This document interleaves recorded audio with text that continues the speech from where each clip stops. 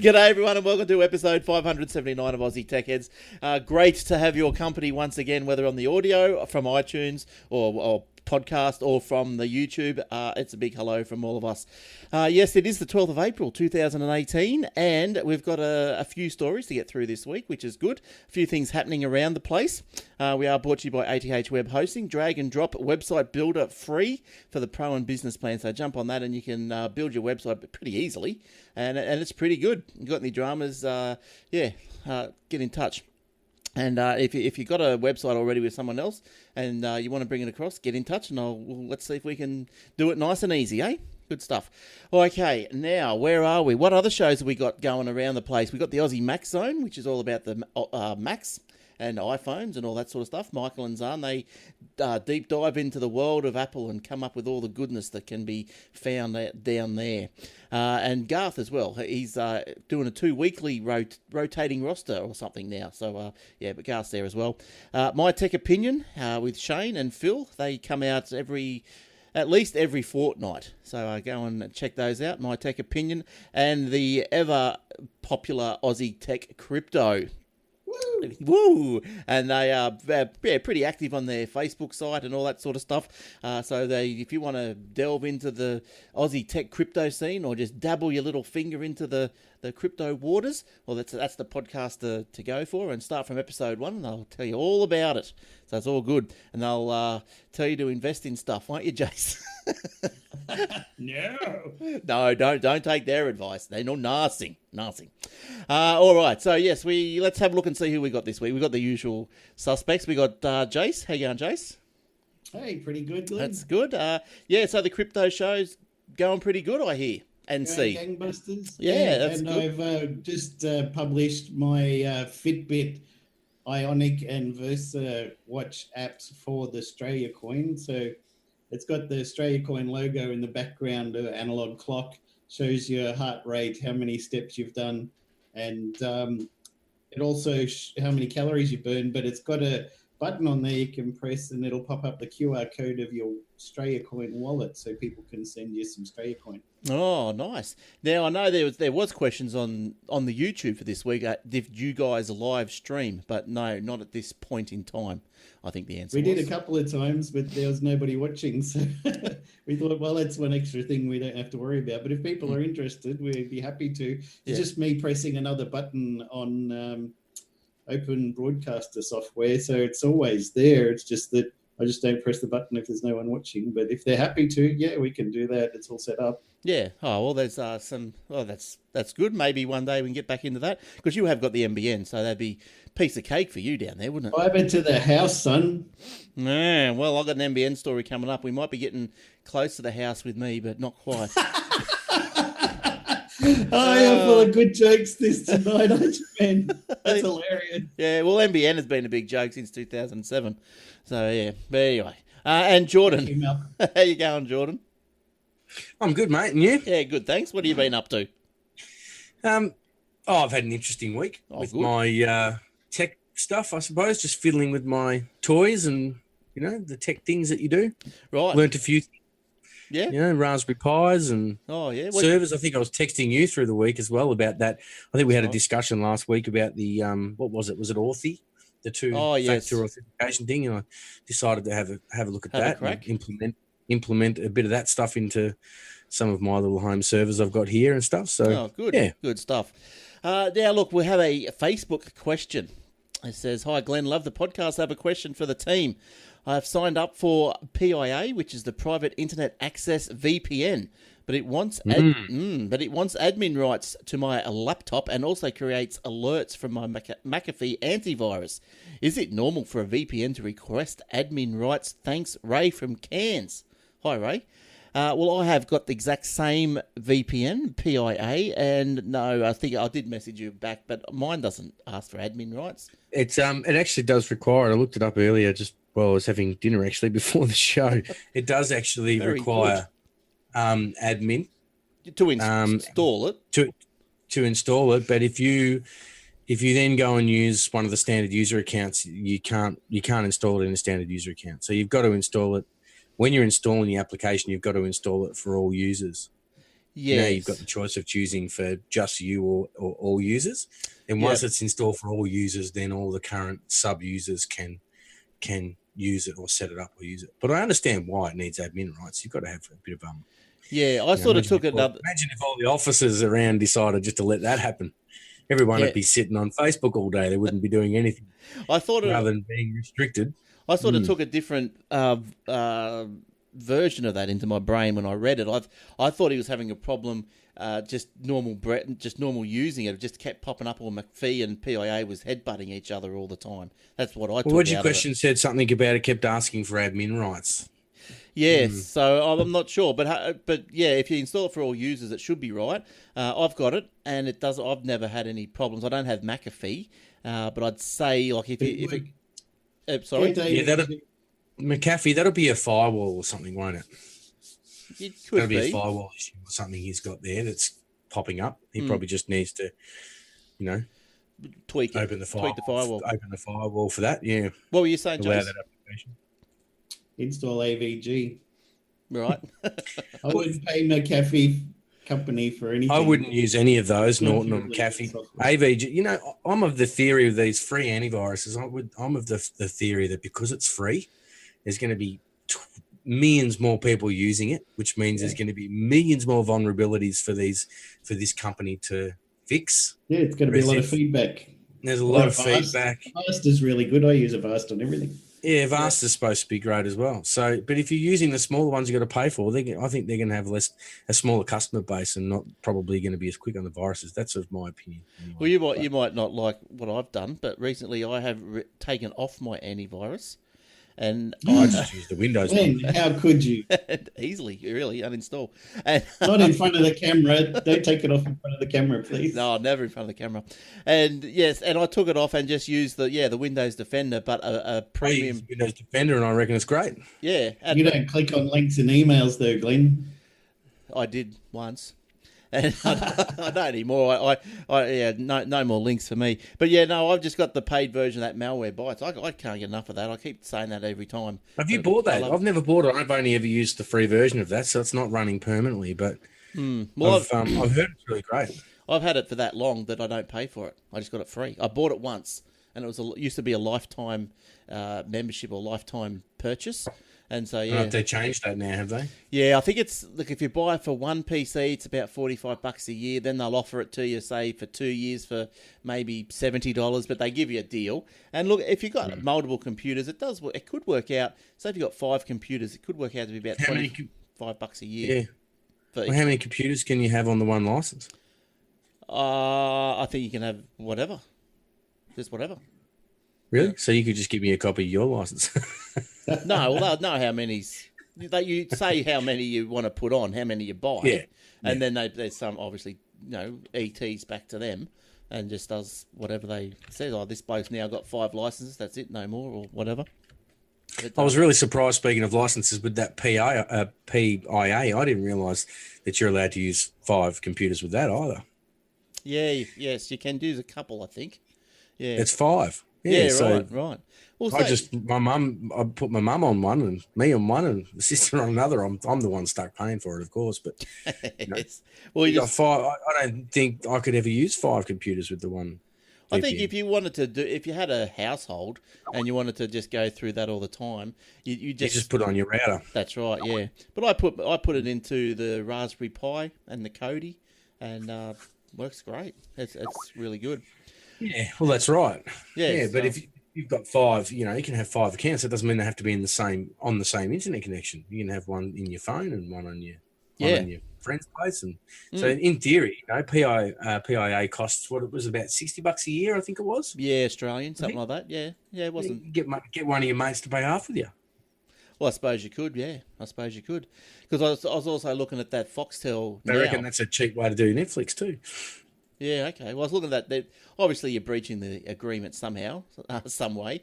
Like that Spotify, I think they give you the 5 licenses for the family, but you have to be you're supposed to be living in the same house. So I'm not sure how they going to police that. But I don't use Netflix, but I've got friends who have said to me that they just share it. Like one of them will buy Stan, and then the other friend will buy Netflix, and then they'll just give each other access to an account.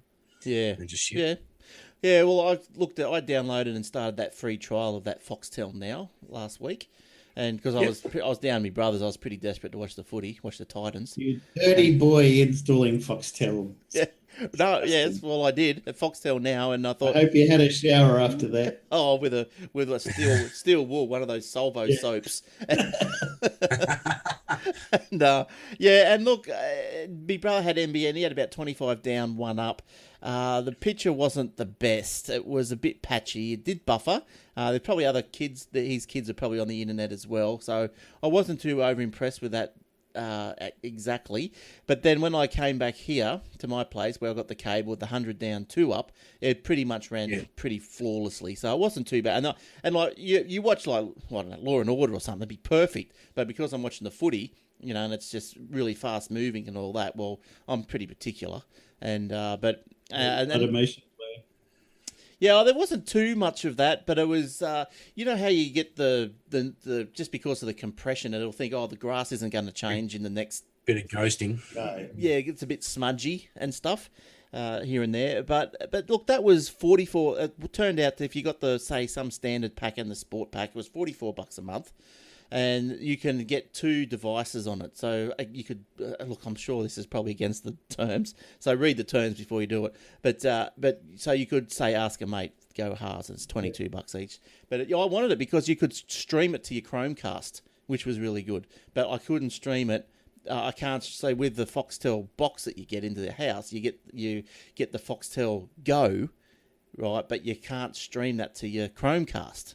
So, but the Foxtel Now you can. That was the advantage. But anyway, I'm going to. I think I'm going to, instead of spending me $44 a month, I'm just going to probably spend an extra $10, get a HD box, whatever it is to cost that, and then get another plug near the footy telly, and then I just move the box from the footy telly from place to place. The telly just for the footy. I've got a room just for the footy. Yeah, in the Glens den. Yes, I call it because the footy has the Super Saturdays, and so we call it the Super Saturday room, and that's what it is. plenty of good action has happened in the Super Saturday room. Lots of. Oh yeah, we don't want to know about that. No, unfortunately, not like that sort of action. Oh, but, you mean football action? Yes, drinking action, and sometimes even regurgitating action. So yeah. A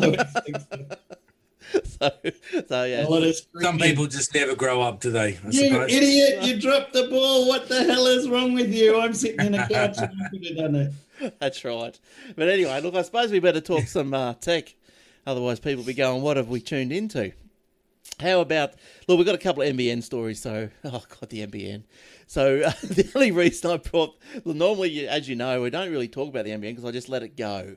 Because I haven't got it, I'm not interested in it. But when they start digging trenches at the front of your house, you know, your little toes start tingling. So anyway, Kogan is now offering unlimited NBN plans. So they're offering 3 different plans at 3 different speeds. And they are a $58.90. They're all unlimited, by the way, $58.90. And that'll give you, I think that is about a 12 down, 1 up. I don't really know why you'd want that sort of plan. Hang on, let me put these plans on the screen for you if you're on the YouTubes. Now, there's a Silver Unlimited, which is $58.90 per month until the end of June. That will last for 24 months. The usual price is $68.90. So the plan will get you unlimited data on NBN and is recommended for 2 to 4 devices. You'll get a maximum of 50 down, 20 up, getting better. Or you can go the Gold for $88.90. So $88.90 is probably what I'm paying now on Telstra Cable. And it will give you a maximum of 100 down and 40 up. So that's pretty good. Yeah, that's what I've got with my Telstra. Yeah. Works pretty good. Yeah, apparently this is reselling the Vodafone NBN. Well, you know, Vodafone's... Well, doesn't Vodafone use Telstra anyway, don't they? Well, everyone's using NBN, but I think Vodafone's got their contract with them or whatever, so I went something complicated like that. But anyway, they all seem to use either Optus or Telstra, don't they? Usually, yeah. So now it's but the drawback with the Kogan one is you can't bring your own modem, so you have to pay for your modem, which is $69 up front. So The NBN company I go through is Aussie Broadband, and they just announced this week that they're going to have 50/20 unlimited for $79 and 140 unlimited for $99 a month. Yeah, okay. Yep. Well, there's another good one. I think I might have mentioned it, that one of our listeners, Chris from the ACT, he had a bit of a complex setup with some VoIPs and everything like this, and he went to My Net Phone. Apparently, they were the only ones that could sort of figure out his network, whatever he needed, because everyone else was just like TPGs and the II nets. They were just saying, "Oh, VoIP," or we might because he had two ADSLs into the house. Glenn. Yes. TPG is IINet. Yeah, well, same. It didn't used to be. He's I never knew that, Jason. So there you go. I've just learned something. I always thought that IINet was using Telstra's lines and TPG was using Optus's. I saw a story today. It was about, I don't have it here, but it was just on mentioning that it was TPG's likely to pretty much upset Optus and Vodafone in the short term, like massively upset them. So they obviously are getting really big. So anyway, my net phone appears to be pretty good. So check them ones out, because I will check them out when I get to. I wish Telstra or one of these companies would just release an external VoIP device of some sort and allow users to have an external device just for their VoIP. Then they can use their routers to their full potential. I think it annoys me. Just plug a modem into your NBN router.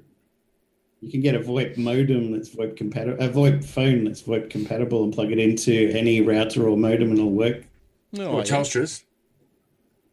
On Telstra's? Should do. I don't think it will.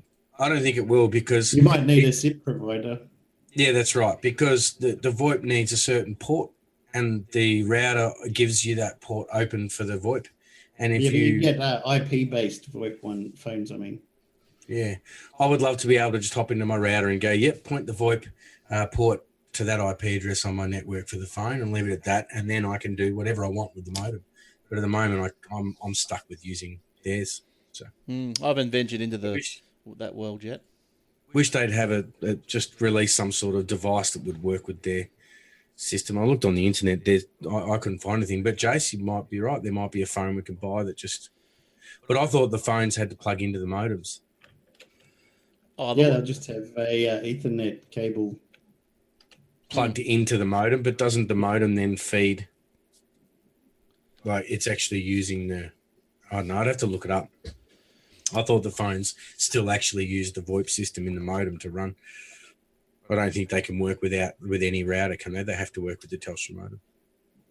Yeah, the VoIP stuff is something I haven't got into. I know one of my mates runs some sort of VoIP company sort of thing, and he says that you can, you buy your number and your calls or whatever for $20 a month, and they can give you like a virtual answering machine and all this sort of stuff. So it looks like the thing. Things you can do. I had that for years with a company called Engine, ENGIN. Yeah, that's right. Them. Yeah, they used to have special boxes. Didn't they? Yeah, and I've got one still here in my office, and I've still got the phone number connected because they said to me that you can have it for free if you don't use it, and don't disconnect it. So I kind of left it there, but it's not what my actual home phone number is. It's not what all the family has, and that's what annoys me. Why can't Telstra just have a separate box, or when you're with Optus or whoever you're with, why can't they have a separate dedicated VoIP box and leave the modems and the VoIP boxes separate? Because you just can't use, you can't customize where you want your traffic to go to because you're always relying on this modem. But yeah, so because I've got a Skype out or Skype in number, which is the local landline number. But you sort what don't if you're thinking about getting one of those, probably don't. Well, that would work. Well, you can't. That would work with SIP. Yeah, it does with SIP, but you can't. I wanted to say use that number because it's on my cards and all this sort of stuff, and I wanted to use that number. Say with my net phone, but you can't port the Skype numbers to other places. So yeah, that's you can't. You can't transfer the number. No, you can other numbers you can, but not the Skype ones. But anyway, getting back into this NBN, I'm on the HFC plan. All right, so NBN is set to relaunch the HFC services to retailers from the 27th of April. Yippee! And now this is following the launch of its fibre to the curb this week. So I have no idea what is going on, what technology I'm getting, and probably won't know until someone knocks on the door and says, do you want the NBN? So NBN will flip a portion of its planned HFC network into the fibre to the curb footprint, but it will not abandon HFC altogether. NBN will start flipping 440,000 premises from HFC and FTTN over to the FTTC footprint. So I think what's happening is we know there's a problem with the HFC coax system. So, and by looking what they've done out the front of my place and around the neighbourhood is they're digging trenches. They're going underground. So they're probably laying this fibre to the curb, and then they're going to either rely on the existing coax to bring the signal in. I don't think they got to rely on the copper to bring it in from the curb. Hopefully not. Well, the coax would be better than the copper, wouldn't it? Well, yeah, you would think so. Yeah. So, yeah. So I think so. It looks like so by the digging of the trenches and everything, maybe we're slated for fibre to the curb. So the company is set to release some 1,000 premises in its HFC access network in Melbourne and Sydney, and another 38,000 to be released in June in select areas across Brisbane, Gold Coast, Sydney, Melbourne, Adelaide and Perth. So a little word from the NBN is NBN. Who's this from? Oh, it just says the company said in a statement. Okay, so Mr. Invisible. So it says NBN Co has undertaken considerable work on the HFC network, ensuring network performance and stability has improved substantially, and a better service experience will be made available to end users. We remain confident of reaching our goal of completing the build and connecting 8 million Australians by 2020. So it's only 8 million Australian premises. It could be about. That's a fair few then. Yeah, so by 2020, when did it start? 2007, so what, 13 years? Yeah, well, there you go. So, yes, so your guys, so what you got, Jay? You got fibre to the home. Yeah. Yeah. And what do you got, Jordan? Home as well. To the node. And how does that work for you? I think it's to the node, but I'm still getting, I'm paying Telstra to have the extra up to 100, but I get about they say in the emails from Telstra I'm getting 83, but I'm getting about 73 to 75 megabits. Oh, that's all right. I wouldn't complain. Down, and then I get about 35 to 38 up. Yeah, right. Oh, that's pretty good. And that's fibre to the node. That's pretty good. Yeah, that's pretty good.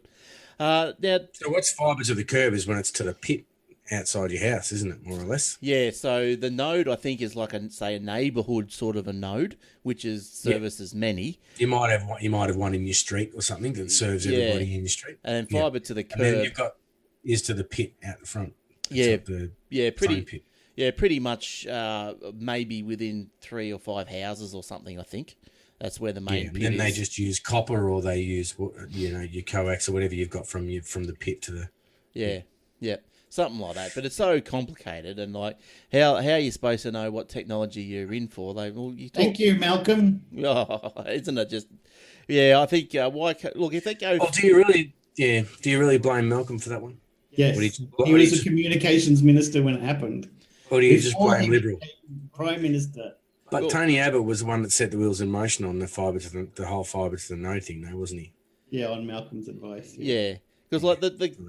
Yeah, so I'd say it's ended up costing the same or a bit more with the mixed technology, and a lot more pissed off people, especially businesses who would like to be on fast connections, and they're like, you don't need fast speeds. I've got a friend in Melbourne who writes music for a living, and he needs to upload terabytes of raw music data. He doesn't want it compressed when you're doing albums and stuff. You would understand that, Jordan, for somebody who does music and stuff.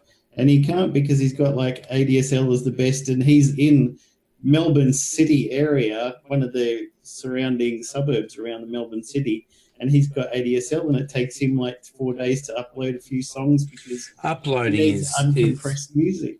Uploading is the biggest killer, I think, even more so than downloading. Yeah. Like I speak to a lot of people, even just website developers and stuff, and they're like, I've got to upload, this whole website. Ask Glenn when he does it's 400 meg and it's going to take me 4 days, It takes Glenn 3 or 4 hours to upload the show at the end of the day. Yeah. I do our shows in 1080p and they're like 2 gigs and uploads in 5 minutes. Oh, stop it. I'm getting angry. Gotcha. I was just looking for. There was a little quote from Turnbull years ago now. It was something, I'm not sure if you guys can remember. I think 40K should be enough for anybody. Something like that, yeah. What was it, 40 meg? I can see only enough room for about 5 computers in the world. Well, 40 megabit up is still pretty damn quick. Like, Yeah, I know. Yes, we can go faster, and there's people who want more. But seriously, well, I've got if you're sitting there uploading 400 meg at 40, even at my speeds at 35 megabits a second, it doesn't take long. But I'd put up with that. I've got 2 up, and a lot of people I know. You're only supposed to have that on Anzac Day, Glenn.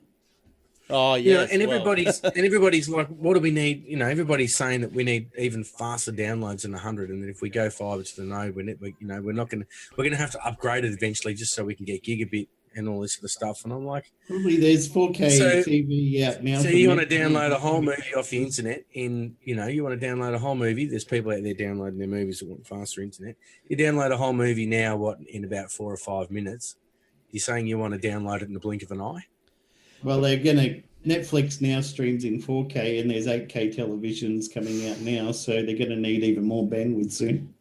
Yeah, that's I think, and like I suppose people are when they download movies that these days if you download a movie, it's probably a bit on the hot side, isn't it? Like most of these Netflix and all that, you're streaming, so you're streaming it as you go, so you just just using and you can only go as fast as those servers can upload to you. Don't forget to, and I'm sure that Netflix and all those people can probably upload at whatever speed they like. But for these people that are getting the hot movies, as you say, downloading those, they're only going to get them as fast as those sites or torrents or whatever you want to call them can send them anyway. So they're trying to get faster speed to download quicker. But the faster you go, the more people you connect to, and you'll get a little bit from more people. So it'll be as fast as the connection can go.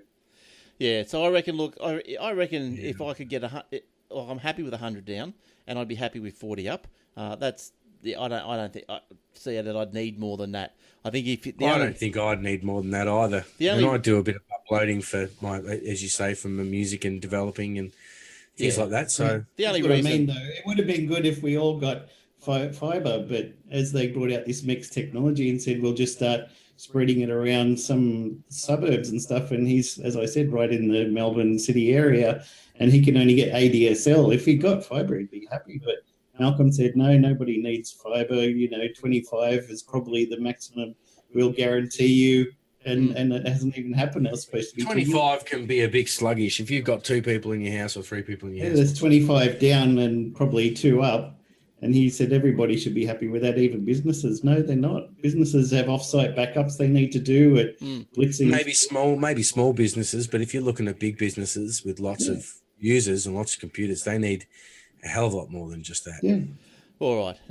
Jace, what direction do you want to take us in? Well, while some banks are still trying to direct their customers to using their custom tap and pay solutions, ANZ Bank has started advising customers they're shutting down their ANZ Pay app, directing users to either use Google Pay or Samsung Pay. ANZ Bank has been fast to offer their customers options using NFC to pay for things, first launching their own tap and pay app in 2016. Since then, ANZ Bank was a launch partner for Google Play and also offered Samsung Pay to their customers fairly early on. With Samsung Pay and Google Pay surging in popularity, ANZ has advised it's the end of the ANZ Pay app, advising customers via email and through the app that as May 14th this year, ANZ Pay will no longer work.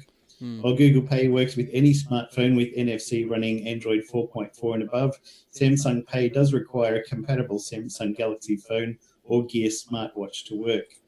And the good thing about the Samsung is they've got extra technology, not just NFC, but your phone actually simulates a card that has the stripe down it, magnetic stripe. So it'll put out the specific data that a magnetic stripe reader would be expecting. You can't obviously slide your phone into the slot, But as long as it can tap on there and it'll detect that it's like a magnetic drive, the Samsung Pay will work with a lot more than the Google Pay NFC only system. Well, I think by the look of it, because I've got a Google Pay story here as well, and by the I'll tell you what it is. That's just that the NAB has finally signed on to the Google Pay. They were the last of the big four to come on board. So in a statement, the NAB said that customers can download the Google Pay app from the Play Store, and the NAB debit and credit card, and make payments in stores online with Google products.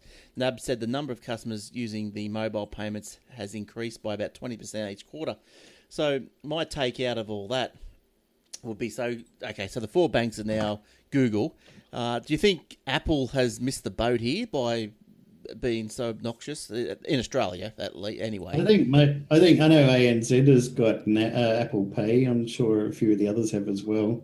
But yeah, a lot of them actually didn't want Google Pay or Apple Pay or any of those. They wouldn't have their own system. They're like, oh, we don't want to give our money to somebody else. We'd rather not get any money at all and get some money, which... Well, that's not going to work, is it? It's not making... No.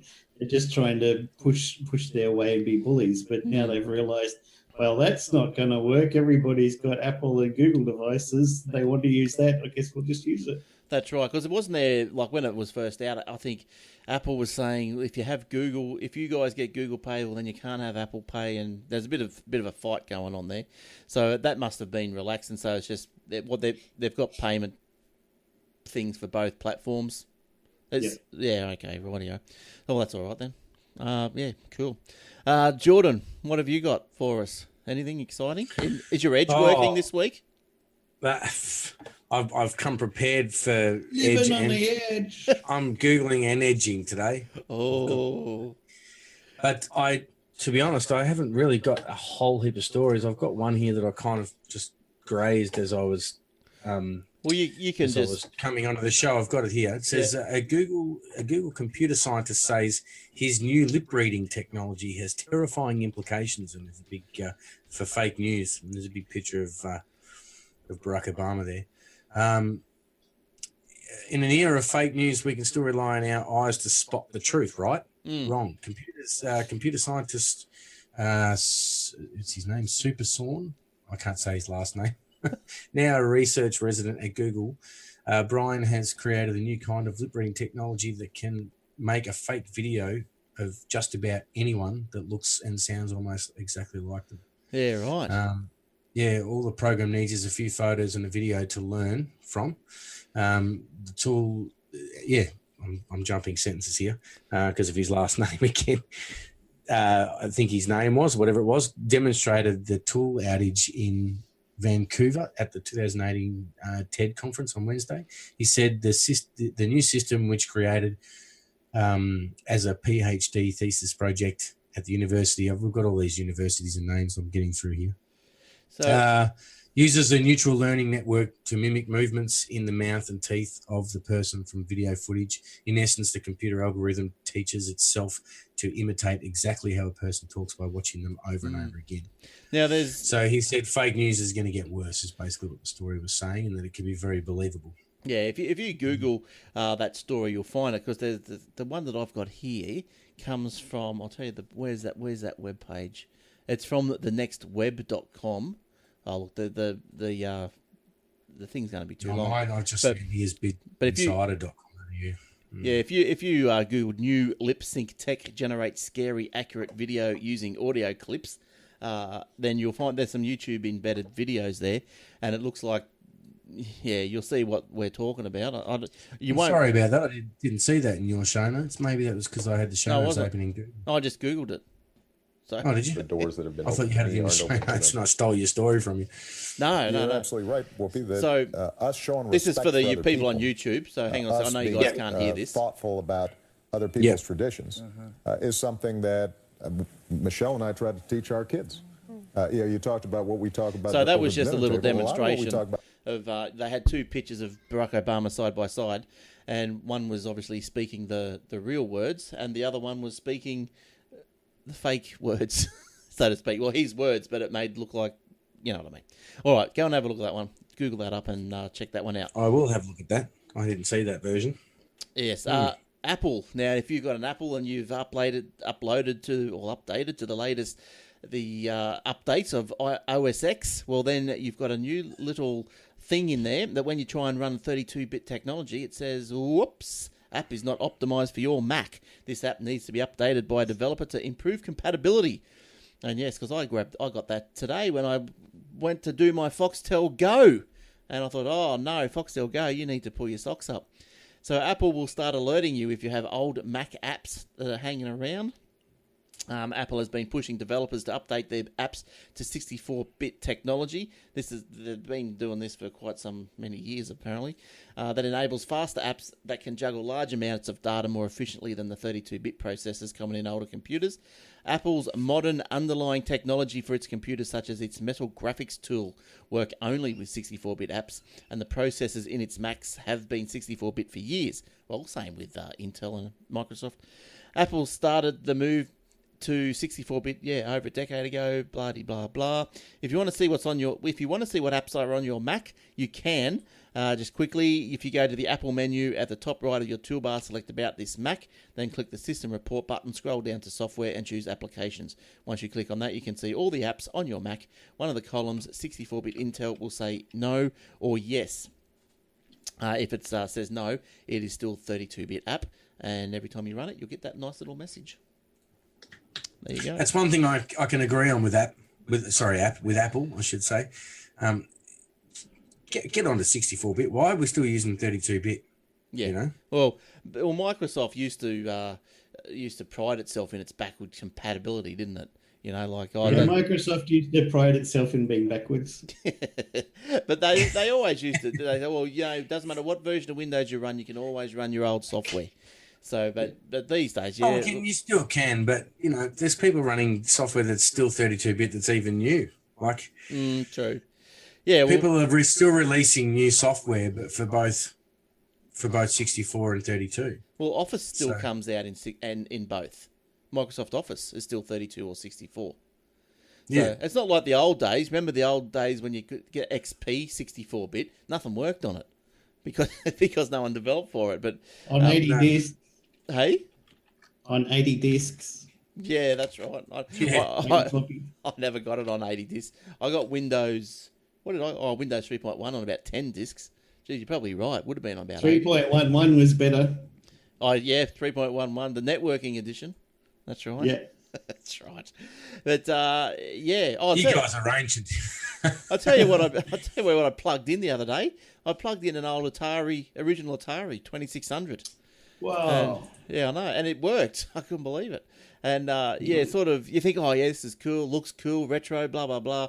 You plug it in and you look at the graphic and you go, oh, my God, I wish I didn't turn it on. And I spent so many hours on that. I know. Playing Commando or whatever it was. Yeah, I think I played... I didn't have Pong. I put on Asteroids and had a bit of a game of that at Space Invaders. But there was some other stuff there, and I thought, this is horrendous. I've seen YouTube videos of people pulling apart those old machines and putting Raspberry Pis in them and then closing them up. Oh, now that'd be cool. That's connecting all the ports like with converters to USB on the insides, so they're kind of the external ports are USB going in. Yeah, and you use all the old remotes and old controllers, and you could run a MAME on it. That'd be cool. Yeah, but you've got an emulator inside Raspberry Pi, but Retro Pi. Yeah, Retro Pi. That'd be cool. I might do that when I'm retired. When I've got a bit of time on me. Next year. Yeah. Next year times 100. Now, what else have you got going, Jace? Where have you been looking? The Google phone app received a major update in February that added a convenient chat head for quick in-call controls. In the coming weeks, the default dialer for Pixel, Nexus, and Android One devices is adding spam filtering with a new beta program to try out the feature now. In 2016, the app began alerting users to potential spam callers by flashing the incoming call screen bright red with another suspected spam caller alert just underneath the phone number. The new spam filtering feature goes a step further by no longer bothering you. When a potential spam call is detected, it will be sent straight to voicemail. As such, the phone will not ring and you won't be interrupted. Meanwhile, users will not receive a missed call or voicemail notification. Low filters call will appear in call history, and any voicemails left will still show up in the respective tab. The feature is rolling out worldwide over the next few weeks, but those who join the new beta will have initial access to it. Like its other programs, Google notes that the test allows you to use experimental features before they're released. Google warns that features will still be in development, might be unstable, and have a few problems. Meanwhile, users have the ability to submit in-app feedback throughout the process. Head to the Google Play listing for the phone app and scroll down to become a tester in order to join. Now, my Samsung Galaxy S8 already does spam detection and all pop-up, has been reported as telemarketer or spam. Yeah, mine does that too with the It's really handy. How do you report it as spam? Can you do that? Or can you? Yeah, there's a button there you can press to say block this and report it as spam. Yeah, or you can just block it and not report it. Yeah, because optional. Don't most of the telemarketers don't they come through as unknown number? Or I don't think they're even allowed to really. Some of them do, but I think a lot of them aren't allowed anymore. So a lot of them are starting to come through with a number. Mm. Well, I noticed my iPhones must be getting a bit old and whatever, and I find myself liking all the things that the Android offers now. So I'm thinking about moving across. I know. I saw a news article today. There's a bit of a race to get the folding phone happening. Apparently, everybody's on board and trying to get it out first. Oh, hopefully by the end of the year. So maybe you should wait out. They say Samsung's hoping for one by the end of the year. Huawei's hoping for one by the end of the year. I think Lenovo have been demoing one. So yeah, right. Maybe hold out a bit. You might be the first one to have a folding phone. That'd be impressive. They'd be about $2,000. I only want something cheap. I want one like I bought. Only 1,000. Yes. No, well, the one I bought my daughter, the Xiaomi. What is it? XMAI or whatever it was. Xiaomi. Whatever it is. Hers works great. You know, it's speedy. It's reactive. It works really well. Has it got Oreo? What's that? Is that the latest Google? Yeah. I was going through all the names of my kids and the Android names the other day. They were having a good old laugh. They couldn't believe it. Isn't it? They couldn't believe the names of all the Android systems. I think, as you know, I'm not up on the Android, but as far as I know, it's got a thing called the Google One. Is that the same? Google One. Isn't that like it's like the vanilla version of Android? Yeah, but it'd still be Nougat or Oreo. Oh, or okay. Something. Oh, right. Yeah, no, I don't know. That's the Google version, and then other people put it. Even confuses me. I still get confused with that, Glenn. Don't worry. Yeah, there's too many. There's too many Google editions. Well, the speed of her phone dazzled me. I wasn't worried about what flavour it was. I was just going, oh wow, big. You didn't want to taste it. I licked it when it first happened. But, of course you did. Maybe that's... My kids thought I was joking. They didn't believe me. I brought up a list on Google of all the different things. They're like, that's not true. You're having me on. Did you show them all the statues out the front of Google headquarters? That's right. And I said when Mac came, the Mac desktops all had, lion and all those different animals on the fronts of theirs. Yeah. Snow leopard and lion, and there was a few of them. I can't remember them all. But then, and I was trying to say, Android's got the same thing. There's Kit Kat and Lollipop and Oreo. They're like Oreo, XP and 10 and NT and 2000. Boring. Me. Well, they started doing their internal names as Minecraft things, so they had Redstone. And That's right. Oh, is that where that comes from? See, I don't know enough about Minecraft to even know what Redstone was. Yeah, there you go. Go watch the podcast we used to make. Yeah, all right. Jace, can you give us another one, please? Drivers in Dubai might soon be using digital number plates under new plans. In a trial starting next month, vehicles will be fitted with smart plates with digital screens, GPS and transmitters. New plates will be able to inform emergency services if a driver has an accident. Dubai has recently spearheaded a number of new transport initiatives as it seeks to become an international technology hub. According to Sultan Abdullah Al Mazuri, the head of Vehicle Licensing Department at Dubai's Roads and Transport Authority, the plates will make life easier for drivers in Dubai. As well as contacting the police and ambulance services if the vehicle is involved in a collision, the technology allows real-time communication with other drivers about traffic conditions or any accidents ahead. The number plates can also change to display an alert if the vehicle or digital plate is stolen. Payment for fines, parking fees, or renewing registration plates will be automatically deducted from users' accounts. Number plates can also be changed using the RTA's app or website. Oh, that's so you could have Goody Man on your number plates. Or good on ya. Whatever. Goody, yum, yum. They spend all this money on number plates. Why can't they spend all the money on getting us some sort of digital ID so we don't have to carry our wallets around? Because we did have the Australia ID. That would make more sense to me. Yeah, well, yeah, we were going to have the ID card. I think Hawkeye wanted to bring that in, didn't he, Jace? Was that right? Yeah. Yeah, and then all the, I don't know, civil libertarians said, no. You got to bring the wallet wherever you go. We've got all the bank sites are, trying to get us to pay with NFC and all that. But yeah, well, they just gave you a social security number and tax file number, and that's the same as the Australian ID. So they got what they wanted anyway. That's right. Let's just spread across 5 cards. So they've got everything anyway. So I did read an article ages ago that I think it was maybe it was either somewhere in NT or Perth or something somewhere.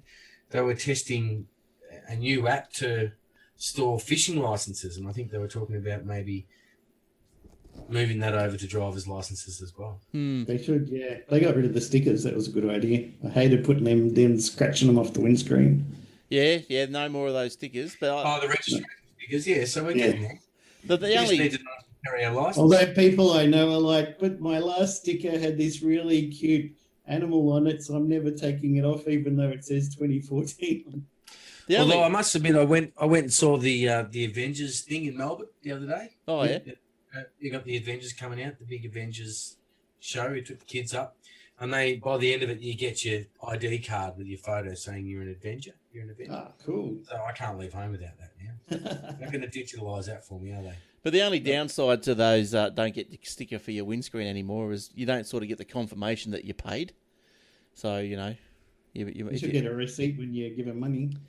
Well, yes, but if that you've paid, did you say? Yeah, like we'll say if you paid, they just don't pull you up and tell you haven't paid. Yeah, like there's no reminder, or there's sometimes you think, oh yeah, my rego's coming due or whatever. There's no reminder anymore. It's either you have or you haven't. Well, you still get a bill, don't you? Yes, still get the bill, but I like confirmation of I like stickers. I didn't mind them. Yeah, I didn't mind them. And he's got a smiley sticker. It's the one that says "Good work, Glenn," and a star. Yeah, all that stuff. I like positive affirmations, and stick them all over my car. All right, now look quickly. We'll touch on this Facebook thing, I suppose. So, Mark's that's why I left it till last, or my last one anyway. Zuckerberg's been in front of the US Senate committee because of all this, privacy data leaking stuff with the. Didn't we get a lot of funny memes about him being the data robot from Star Trek, and he has to sit on a booster seat so he can see over the table enough, and everyone's making jokes about that. Yeah, so there's so look, he dressed up for the occasion, which was good. Because normally you just see him in his thongs. Yeah, they're all like, oh, yeah, this is a teenager who borrowed his dad's suit and tie to go to. Yeah, so I think he faced a couple of hard questions, a couple of funny questions, a couple of serious questions, and what I think the thing is that out of I think there's apparently he was armed, though, with 56 people are interviewing him, and he donates political money to 45 of them.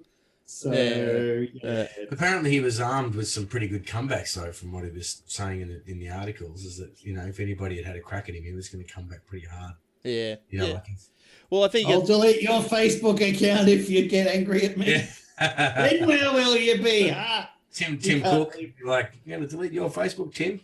Yeah, well, that's the thing. Like, he would have the data. He'd be, you go into the Senate committee, he probably can troll through every one of those senators. Did you get the new things. iOS update this week, Glenn? Oh, I don't know. I got one for my iPad yesterday, and they're heavily pushing the fact in the update it says we don't share your stuff, and anytime there is something that's required a permission that involves sharing with somebody else, we're going to have a picture of 2 people shaking hands and pop up a thing that says this thing is sharing, just so that you know that your privacy could be breached. So that's just rubbing it in, it in. Well, I think that, I'm up to date with my iOS, so that must have been, I did get that on the Mac when I updated the OS X today. I got the when it first signed back in, got the 2 people. I went, well, that's all right, But look, we all know that, and whether or not this is an excuse to abuse your privacy or whatever, but you all know if you're going to use Facebook, this sort of stuff happens. So if you don't want this to happen, don't use Facebook. Use something else.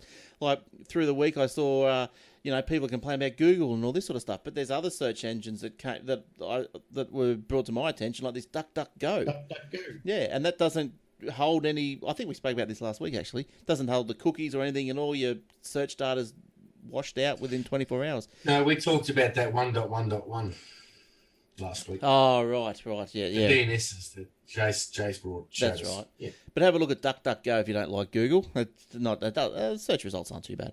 Now, anyway, just quickly, Mark Zuckerberg. One of the questions: does Facebook track your internet activity outside the app? Which I guess this is probably where he's probably got to watch what he's doing.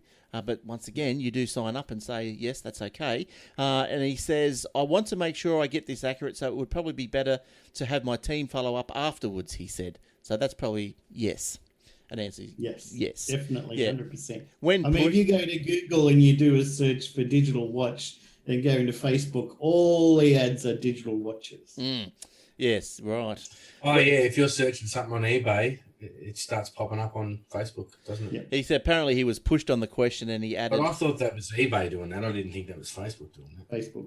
He added, I know that people use cookies on the internet and that you can probably correlate activity between sessions. He knows. Yeah, he had a hand in writing all this stuff. I know.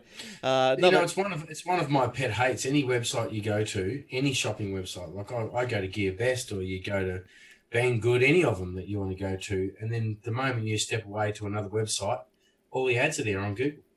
But that is a function in the Google AdWords. It's like follow me ads or something, and that's follow me. Yeah, and that's what it feels like it does in Facebook. So I thought that's what it was. Yeah, so another question he had was, will you commit to changing all default settings to minimize to the greatest extent possible the collection and use of users' data? Hard one, because that's his business model. And he replied, he pointed out that the user could choose who they shared each post with and edit their privacy settings. Many members of Congress said the current system was far too opaque for the ordinary user. So he said he would introduce a new tool at the top of the app to allow users to make privacy sharing choices. But once again, like how many people, really be bothered doing all this? It's just post. And, when you go face stalking, there's so many people who just open books.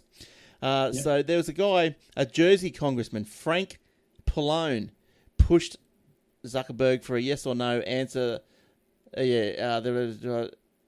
So this was the question, will you change the default settings to minimize the greatest data? So he was pushed on the question, and he goes, this is a complex issue that deserves more than a one-word answer.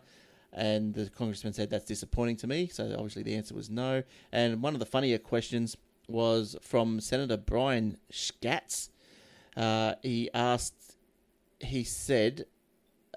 whether Facebook could see emails he sends on WhatsApp.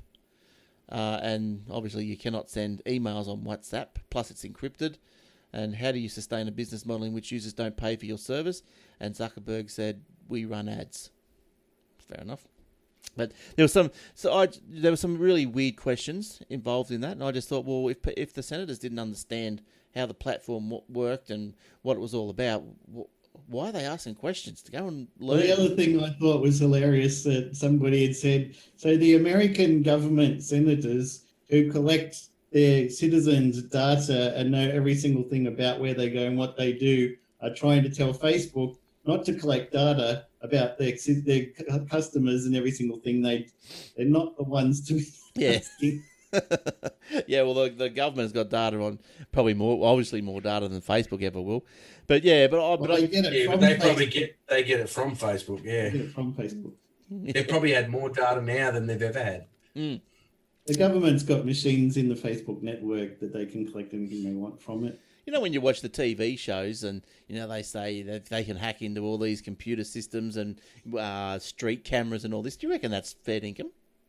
I don't know about those, but when there was a meeting and the American government was like, "Oh, we've got computers in the higher level pipe networks that can suck down data from anybody," and then Google was like, "What?" And they straight away went back to their offices and changed every single server to encrypt data between everything so that the government couldn't do it. Oh, yeah, right. One of the few, and other places they've got the same for Yahoo and things like that. And so Google was very upset to find out the government was just sucking in all the data between the Google services. So they changed every single thing to encrypted because they were really pissed off about it. Oh, so it's all right for Google to drive around the world sucking everyone's Wi-Fi data. Yes. Yeah.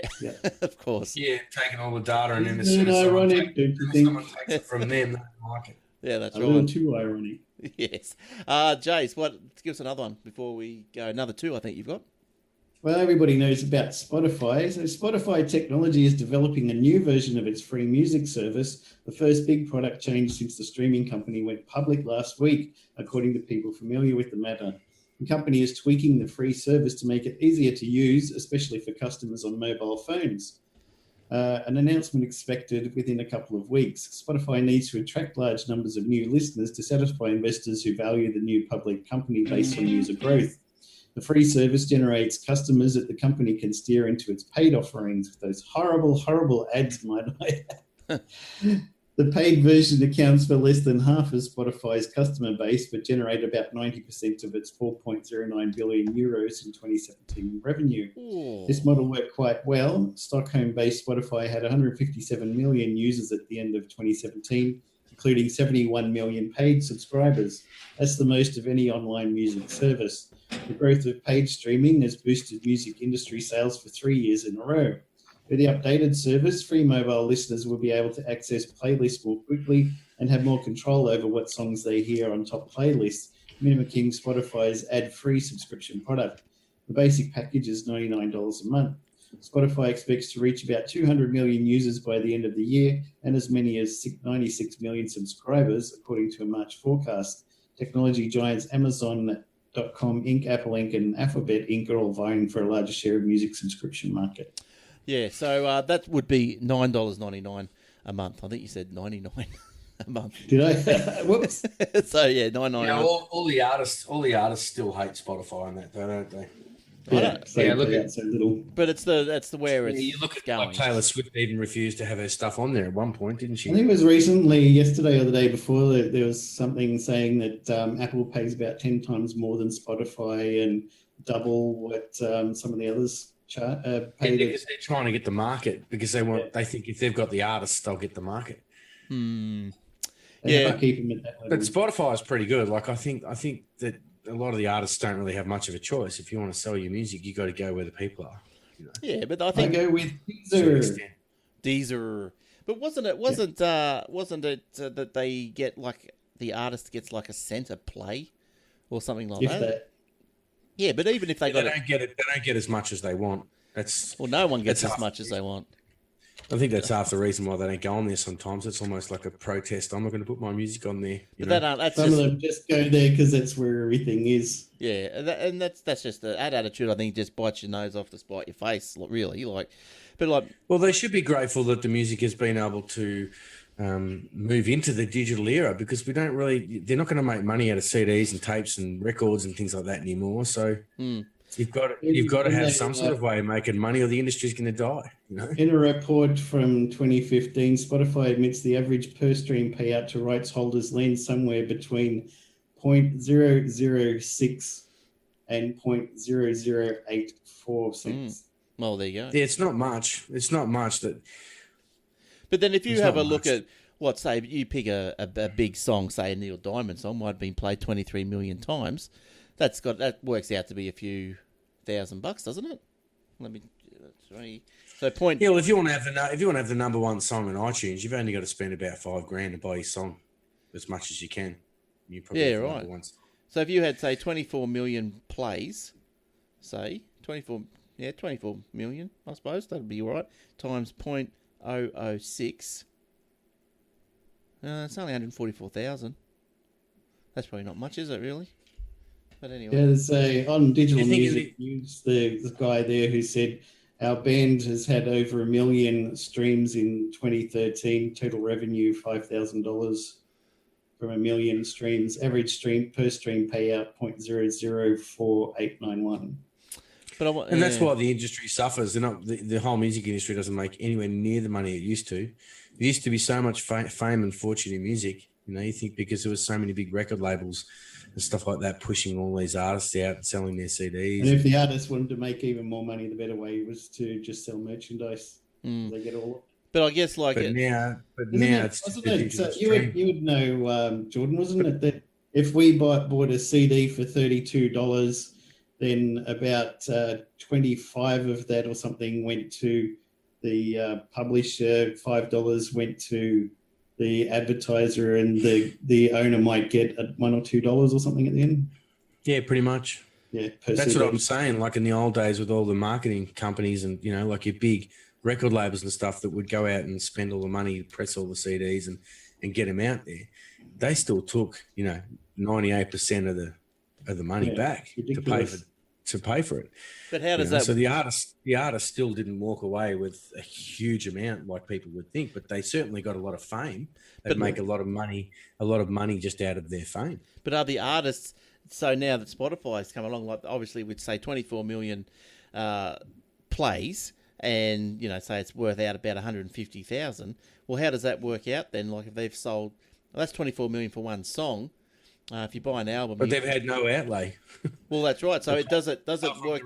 Recording it and putting it on there. So it doesn't work out recording in the studio time and stuff like that. Apparently, but does it work out okay? Does it work out better? No, it's still shit either way. Yeah, the artist still. I mean, $5,000 for 1 million plays. You know, you want to do with what is it?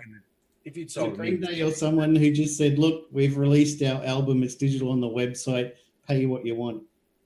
And some people paid $2, and some people paid $50 for the same album just because that's what they thought it was worth, and they got some good money out of it because they cut out all the middlemen.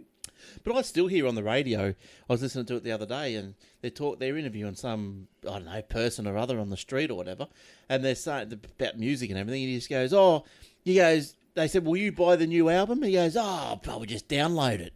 You know, like a pirate download. I'm thinking, Why are they can't? Why didn't he? They should challenge that guy and say no. But I think that's where Spotify and that have stopped a lot of piracy because of the cheap sales and music. Yeah, at least there's something coming back. But yeah, you know, like if they weren't in this day and age, pirating is so full on. If they didn't have a cheap version of the music, people would pirate it. Piracy would be a hell of a lot worse if they didn't have Spotify and Apple Music and those places now. Well, maybe the whole thing will change, and then they'd be spending a fortune pressing all their CDs and stuff, and no one to buy them. But maybe the whole thing the model will change again. Like, why not get something like with the movie? So Spotify plays everything apart from say the current last 12 months. Would that? I know it probably people will listen to it. I mean, people will listen to it. They want to hear the old stuff, but the amount of people that probably go on Spotify to be updated. Yeah, but then if you want the last 12 months music, or a rolling last 12 months music, well, you got to pay an extra $10 a month or something. But still, that's an expense that becomes an expense for the artist or for the labels, because then they've got to press the hard copy to sell it. Is that what you're saying? No, I'm saying if Spotify was to have the latest music, then it costs the Spotify user, say, an extra $10 per month to have access to the latest. Yeah. You know, like, who knows? I see what you mean. So they pay their $10 a month, but pay an extra $10 a month and have stuff from the last 12 months. That's right. Yes, that's right. But then again, like... Well, in saying that, they could turn around and say that the free accounts don't have any of the latest stuff. They could. And then if you want to get the new stuff, you got to pay for it. And then there's a lot of kids out there that listen to the ads. Yeah, and then the piracy, the piracy would go up as well once you start doing that, I suppose. Yeah, it's the kids that make their songs famous. You know, I know. When it spreads through word of mouth because one kid likes that song, and then all of a sudden 100,000 kids like that song, and everybody's singing it. Yeah, and that's what makes a song famous. I suppose you get it onto YouTube, and you know, like that song, that 24 million, that's on Spotify. There's probably another, I don't know, 10 million on Apple, and so many on Deezer or whatever. So I've always said that if I was an original artist trying to get famous, I'd want to make money out of my material eventually, but I've always said I would want it to go for free. I'd say pirate your ass out of it. Yeah. You can get it out there. I would say I'd give it away. I'd say you can copy it as many times as you want just to get myself known. Oh, yes. While you're in the growth stage, yeah, I'd say that. But there's people out there, they still charge for it. They put it on iTunes and they still charge for it, or they put it on Spotify and charge for it. Yeah, well, I wouldn't. I'd just get it out there. Yeah, oh, well, that's right. Yes, it's like the cost of setting up a business. You got to pay something to get it off the ground. But then also you can go from the point of view that if you give it away, people don't value it.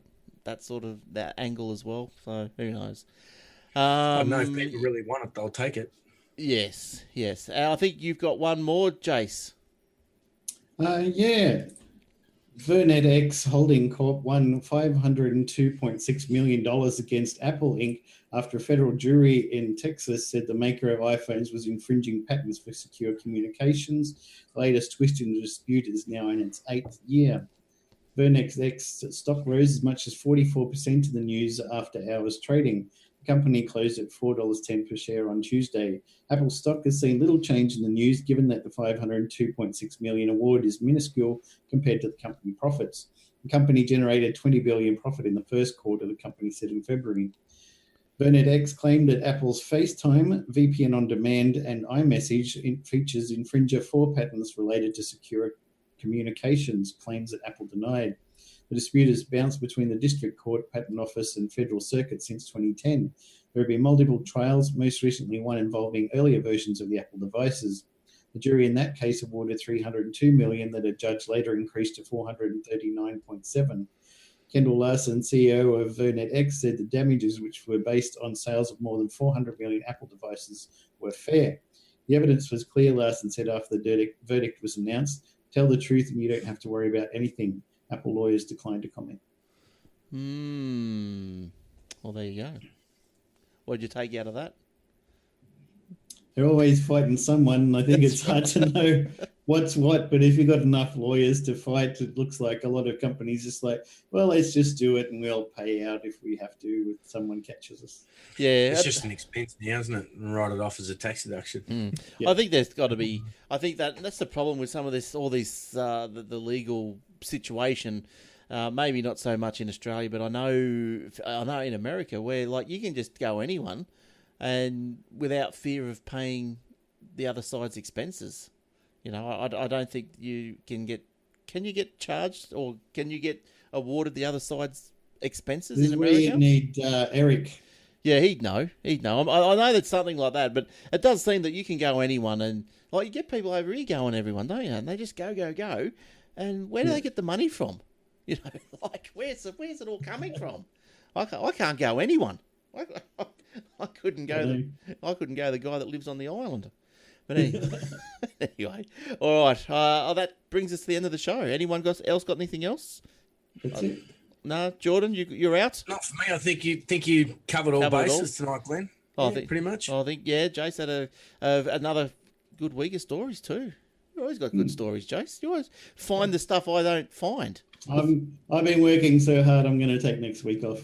You do that. I spent all day looking for stories today, and I couldn't come up with much at all. Yeah, no. Maybe I need to start changing my sources. You might have to, but no, because I go through a lot of publications, I guess, but some of those stories, I don't know where you go, Jace. Where'd you get those? Oh, BBC, Austroidnet. Yeah, I don't go there. 9 to 5 Google. No, I don't go there. BBC, I do go there, but I didn't get that one. Where's this one? The Bloomberg. Sometimes, yeah, you go to a lot of weird spaces to get them. Probably not weird, but interesting places. Google it, you probably end up, results from all over. You want to hear the podcast? You can obviously download from iTunes. Otherwise, how'd you get here? And any other podcatcher, you can listen to it on the Aussie Tech Radio, aussietechradio.com. Tune in radio. Download that on your app, cross-platform app, and search up Tune In Radio. Apple. Where am I going? Oh, it's getting too much. The Aussie Tech Radio. Load your Tune In Radio app. Search for Aussie Tech Radio. New shows. They're all new shows every Friday. So away you go. Anything else Get us on the Facebook.com/Aussie Tech Heads, YouTube.com/Aussie Tech Heads, and the show notes are at AussieTechHeads.com/AussieTechHeads.com.au/podcast. Oh my God, I'm glad it's the end. All right, we better go before I spit something else out. Thanks, Jordan. We'll see you next week. Good stuff. No worries. And Jace, you've worked well, so you have next week off. Thank you, sir. Appreciate it. And you'll be back on board refreshed the week after, hopefully. All right. Yep. Good stuff. Well, hopefully, as far as I know, I'll be here next week. So we'll see you then. All right. Cheers for now. Bye-bye. Have a good week. Go the Sharks. See you later. Bye.